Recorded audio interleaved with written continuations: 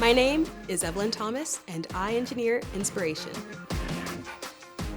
I was inspired to get into engineering because of all of the wonderful people who have contributed to my success before me, from my parents to my teachers to organizational advisors.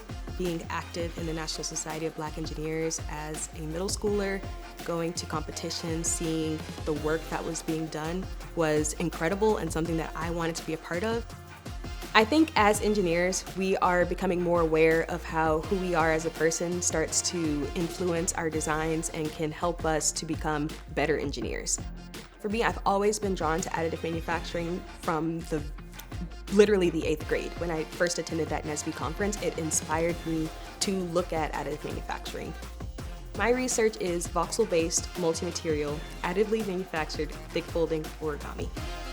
Origami everyone usually thinks of is paper thin and foldable, but there are thick origami-based mechanisms where we find creative mathematical ways to adjust where the fold lines occur so that we don't have undesired interference in some cases where the non-bending regions hit each other, and in other cases maybe that interference is actually desirable. So why it matters is because it's incredibly important for places where you don't want to keep switching out parts in different configurations. For example, the human body. If you were getting an origami-based part or a compliant part where you're depending on the motion of the part to achieve a goal, you don't want your doctor continuously cutting you open to change the configuration of the part. You would rather have something adjust.